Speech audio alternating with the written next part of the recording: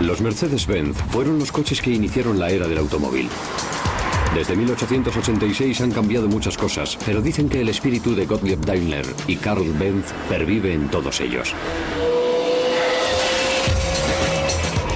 Ya sea en la pista de carreras o surcando la carretera, los Mercedes siguen atrayendo a aquellos conductores apasionados por el estilo y el rendimiento.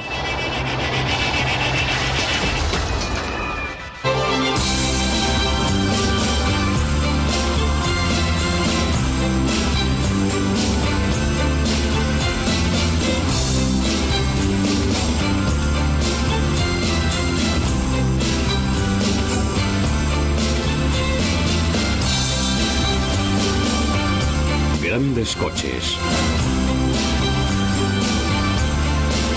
Mercedes.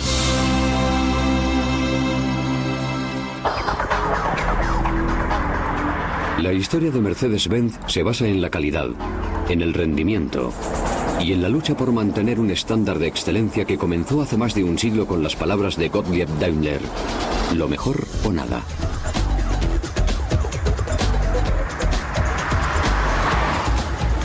Hoy, Mercedes es conocida por sus coches de lujo de alto rendimiento, así como por sus civilizados vehículos todoterreno.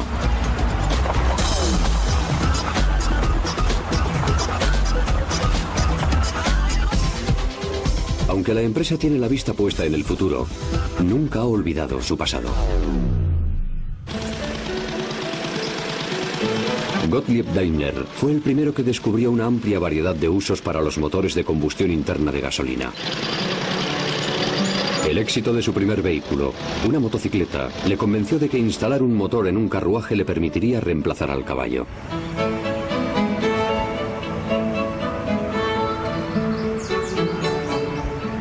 A menos de 100 kilómetros de distancia, Karl Benz desconocía la labor que estaba llevando a cabo Daimler. Estaba desarrollando su propio vehículo. Mientras Daimler colocaba su motor en un carruaje, Benz estaba fabricando el primer automóvil del mundo partiendo de cero. Aquí aparece en una celebración muy posterior.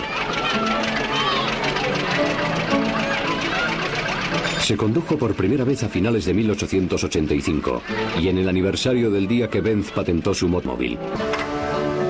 El carruaje sin caballo de Daimler debutó varios meses más tarde. Daimler vendía sus motores en todo el mundo, especialmente en Francia, que era el mercado en el que el automóvil tuvo más éxito. La primera carrera de automóviles del mundo tuvo lugar en Francia en 1894.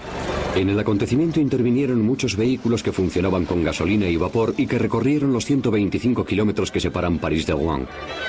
Carreras como aquella contribuyeron a convencer al mundo de que el automóvil resultaba práctico.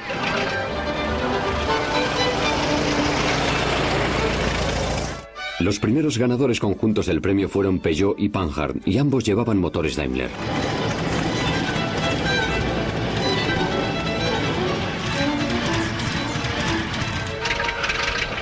Mientras Daimler buscaba nuevos usos para sus motores, Karl Benz se centró en fabricar coches y pronto se convirtió en el fabricante líder de la naciente industria automovilística.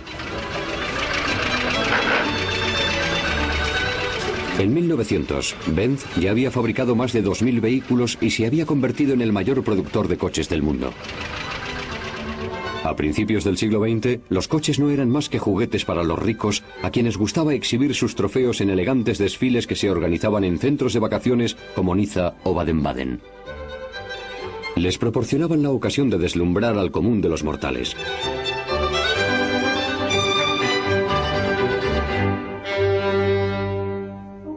Un empresario de éxito austriaco, Jamil Jelinek, que vivía en Niza, fue uno de los primeros admiradores del automóvil. Se ofreció a adquirir 36 coches a Daimler si fabricaba un modelo que ganase la siguiente carrera local.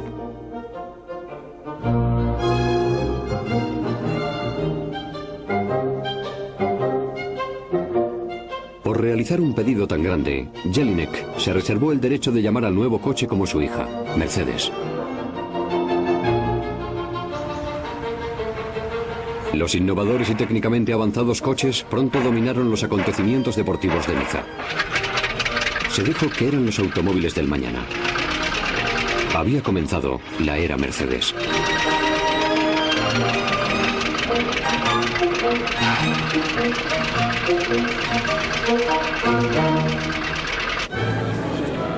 Las carreras eran el campo de pruebas de los automóviles y la competición más importante a principios del siglo XX era el Grand Prix del Automóvil Club de Francia.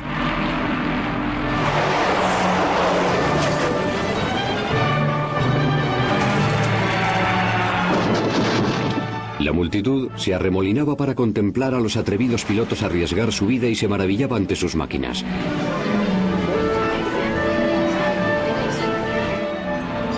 En el Grand Prix de 1908, Christian Lautensbacher condujo un Mercedes a la victoria y registró una velocidad media de 110 km por hora. Los coches Benz terminaron en segunda y tercera posición.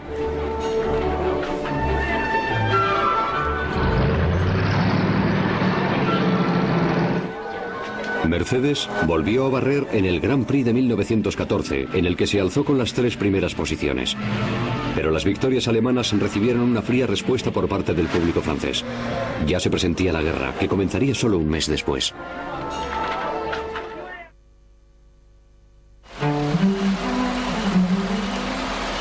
En 1919 volvió la paz y el optimismo reinante en todo el mundo disparó la demanda de coches nuevos.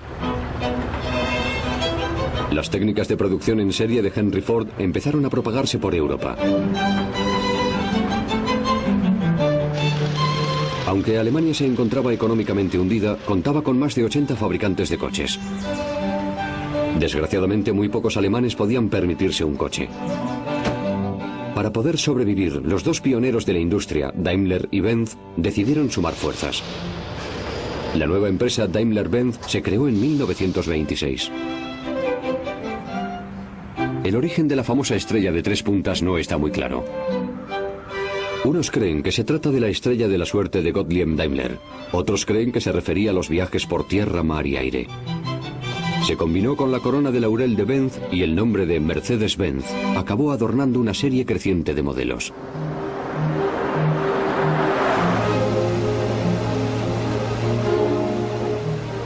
Mercedes fabricaba coches para la gente elegante y acomodada. La empresa manufacturaba una gama de coches atractivos que no necesitaban que los conductores se vistieran a propósito para conducirlos. Podían llevar ropa de calle normal, arrancar y partir. Ya no tenían que darle a la manivela ni ponerse gafas, cascos y abrigos pesados. Conducir se había vuelto civilizado y divertido. Los coches que salían de la planta de producción en serie conjunta permitieron a Daimler-Benz sobrevivir y prosperar. Se empezó a desarrollar modelos nuevos y atractivos. Mercedes inauguró la era de los supercoches en 1927 con el SK y después con el todavía más potente SSK. Se trataba de coches fuertes que atraían a pilotos aristocráticos como Manfred von Brauchitsch, quien en 1990 volvió a reunirse con el coche que había conducido a la victoria en 1929. Con 95 años, von Brauchitsch viajó a un pueblo de las afueras de Salzburgo para intervenir en una recreación de la escalada de Geisberg. Quería revivir esos momentos apasionantes con su coche. El SSK era el coche de más éxito que tenía Mercedes en aquel momento. Aunque estaba diseñado para la carretera, se labró su reputación en las carreras. Los SSK participaron en más de 90 carreras y ganaron en innumerables ocasiones. Cuando se contempla el SSK avanzar en la niebla, se comprende por qué sus motores turbo de 6 cilindros fijaron el listón tan alto tanto en carretera como en la pista en los años 20.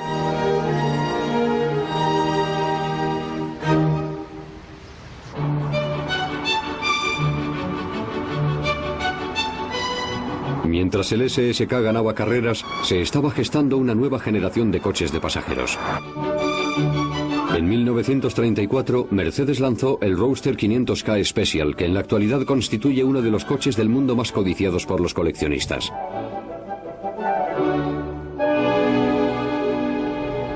Se trataba de un coche de alto rendimiento, que normalmente iba equipado de una hermosa carrocería hecha a medida, que lo transformaba en uno de los coches más atractivos jamás diseñados. Era bello y veloz.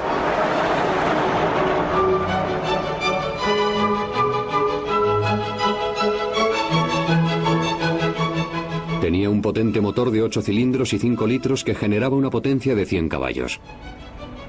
Pero cuando se pisaba el acelerador hasta el fondo, el cargador le confería una potencia adicional de otros 60 caballos.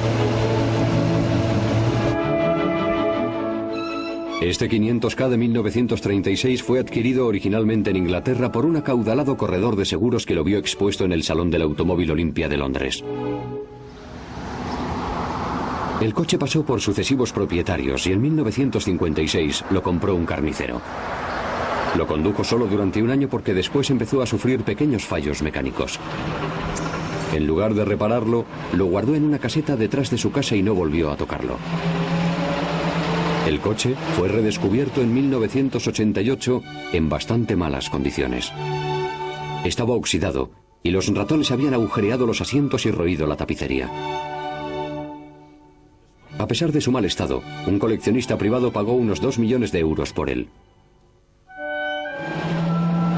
Hoy se estima que el coche restaurado del carnicero está valorado en casi 3 millones de euros.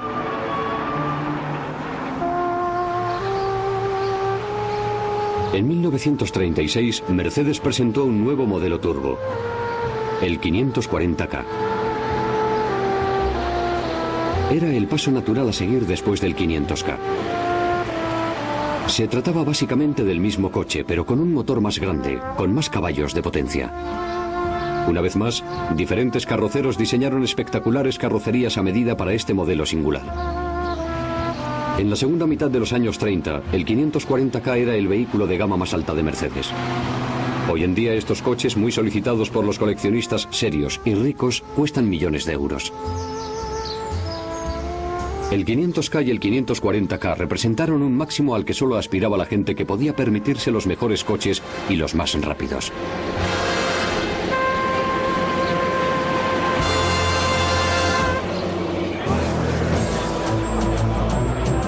A la vez que diseñaba los mejores automóviles de pasajeros, Mercedes también fabricaba unos coches de carreras revolucionarios que se llamaron Silver Arrows. Entre 1934 y 1939, estos aerodinámicos coches dominaron las carreras de los Grand Prix de Europa.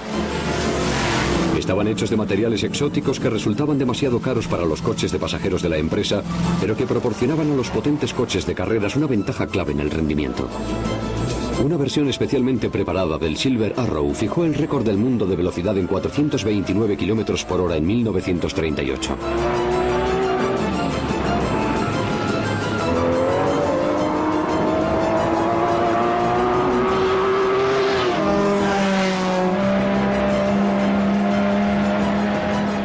Los pilotos, que no llevaban cinturones de seguridad y vestían cascos de tela, se convertían en héroes como las estrellas de cine de hoy en día, para las hordas de aficionados que acudían a ver sus hazañas que desafiaban a la muerte.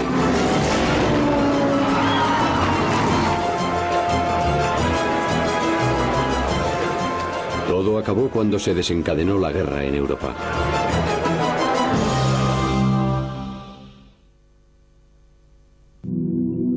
Cuando terminó la guerra, Daimler-Benz había desaparecido prácticamente. Reconstruir la empresa y volver a crecer exigiría un esfuerzo extraordinario. El boom de la demanda de automóviles en la posguerra contribuyó a su recuperación. Daimler fue capaz de recomponer sus máquinas y reanudar la producción de coches.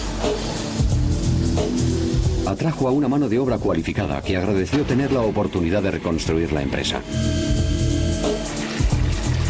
A principios de los años 50, la producción de nuevos coches se había recuperado.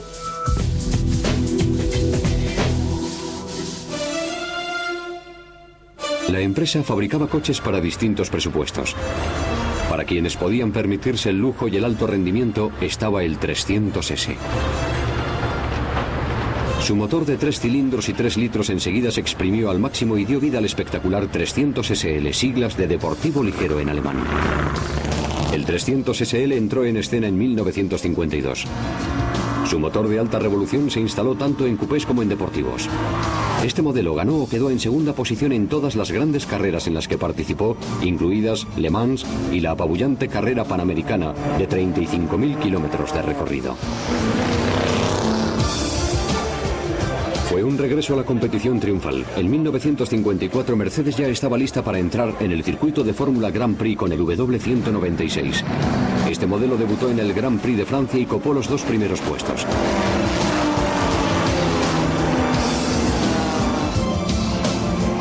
Mercedes atraía a los mejores pilotos, como Juan Manuel Fangio, que dejó el equipo Maserati para unirse al equipo alemán. Su primera temporada en Mercedes con el W196 le deparó el título de campeón del mundo. En 1955, Mercedes continuó destacando en las pistas de carreras mundiales. Creó grandes expectativas a su regreso a Le Mans, donde competiría con los mejores coches del mundo, como Ferrari, Porsche o Jaguar, y con los mejores pilotos.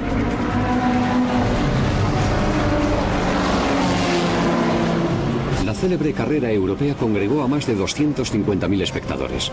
El público se quedó extasiado contemplando cómo los coches batían un récord en cada vuelta. Entonces golpeó la tragedia. Un Mercedes chocó con un Austin Healey y estalló en llamas saliéndose de la pista. El coche incendiado arrasó las gradas, donde mató a 80 personas e hirió a cientos más. Mercedes se retiró de la carrera y de la competición en general.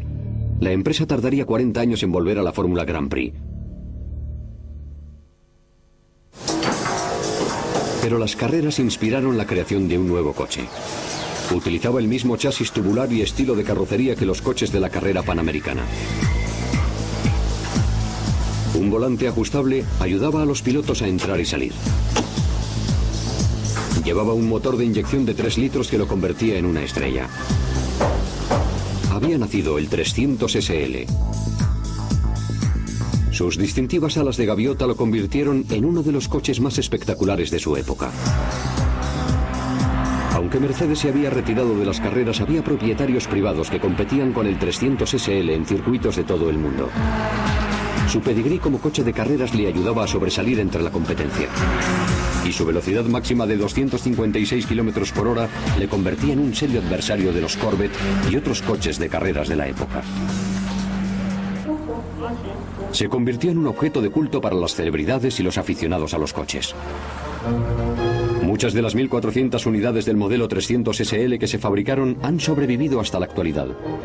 Su estilo y su fiabilidad en la carretera les han hecho muy populares entre los coleccionistas, a quienes les encanta reunirse para conducir juntos sus preciadas posesiones. Un 300 SL Gullwing Coupé en perfecto estado puede alcanzar un precio de más de 200.000 euros. Por eso merece la pena conservarlos relucientes. Las puertas de gaviota resultaban espectaculares, pero había gente que prefería algo más convencional.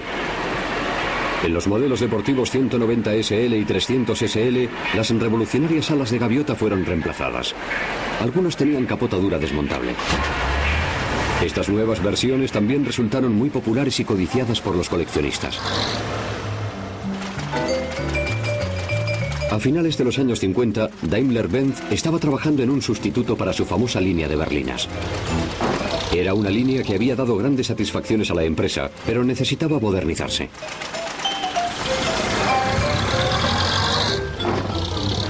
En 1959 empezó a salir de las fábricas una nueva línea, equipada con alerones de inspiración estadounidense.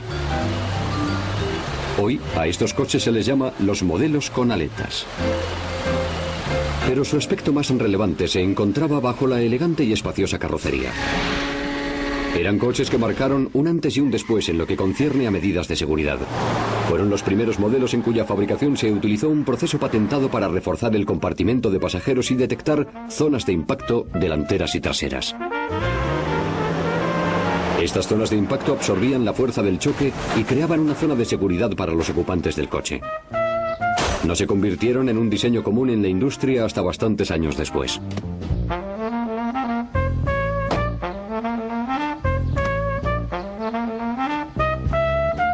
Los interiores también resultaban mucho más seguros. Para mejorar la seguridad de los pasajeros, el salpicadero iba tapizado, el volante estaba acolchado y los mandos eran flexibles e iban empotrados. Entre 1959 y 1968 se fabricaron más de 340.000 coches y chasis utilizando este diseño básico. Esto mantuvo ocupada a la fábrica y además sirvió de base para un nuevo deportivo actualizado.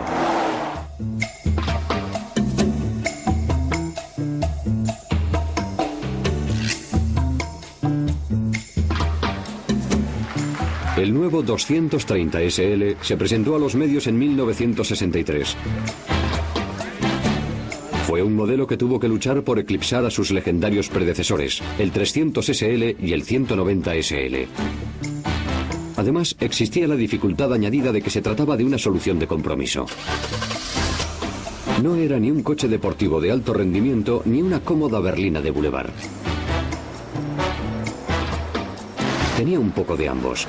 Ofrecía confort, seguridad, un buen rendimiento y un estilo atractivo, aunque un poco polémico. La disputa se centraba en las vanguardistas ventanillas laterales y en el techo cóncavo. Según el diseñador, las ventanas contribuían a la seguridad al incrementar la visibilidad del conductor. Y el techo incrementaba las posibilidades de supervivencia en caso de accidente al endurecer el coche.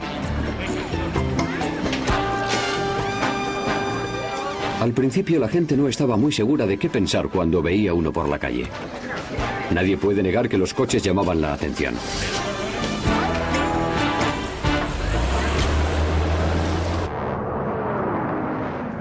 Si bien el 230 SL y su sucesor el 280 SL no fueron famosos por su rendimiento, sí que registraron algunos éxitos en rallies. En 1963, un equipo dirigido por Eugen Böhringer guió a Mercedes en una serie de carreras que le consagraron como campeón de Europa de ese año y que incluían una victoria en el rally Sofía-Lieja.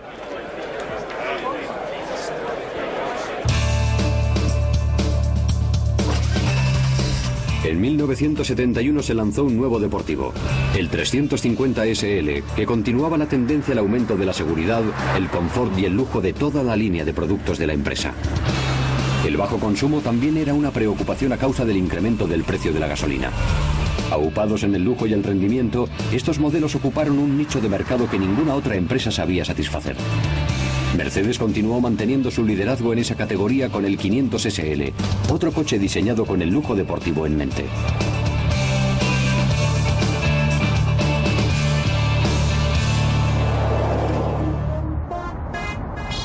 Aunque se había convertido en una potencia mundial en el segmento de lujo y alto rendimiento, los ejecutivos de la empresa creyeron necesario buscar un socio que les ayudase a competir en el mercado internacional. En noviembre de 2000, Daimler-Benz y Chrysler se unieron en lo que se denominó una fusión entre iguales. Su objetivo era proporcionar a cada socio algo esencial que le faltaba. Chrysler obtenía una mayor presencia fuera de Estados Unidos y Daimler-Benz se beneficiaba de una sólida experiencia en el mercado de masas, a la vez que se abría las puertas al mercado más grande del mundo, Norteamérica. La cultura empresarial de Chrysler y su capacidad para conseguir resultados de forma rápida y barata fue lo que atrajo a Daimler, pero muchos de los altos ejecutivos del socio estadounidense se marcharon o fueron despedidos tras la fusión. Hay quien cree que esta es una de las razones por las que la fusión no funcionó como estaba previsto. Aunque la relación pasó por altibajos, Mercedes pudo desarrollar una nueva gama de vehículos que incluían un todoterreno de lujo. Surgió toda una gama de modelos nuevos, muchos de ellos con opciones de rendimiento que lograron que conducir volviera a resultar divertido. La pasión renovada de Mercedes por el rendimiento quedó de nuevo demostrada con una impresionante variedad de coches cada vez más potentes. Algunos empleaban la tecnología utilizada en sus coches de carreras de Fórmula 1, lo que proporcionaba a los nuevos modelos una conducción y una velocidad de categoría mundial, en un claro intento de combinar la herencia con la tecnología moderna. Mercedes-Benz simboliza el puente entre los orígenes del automóvil a finales del siglo XIX y la alta tecnología del mundo del futuro. Confiamos en que continúe guiándose por el lema de Gottlieb Daimler de que se debe fabricar lo mejor o nada de nada.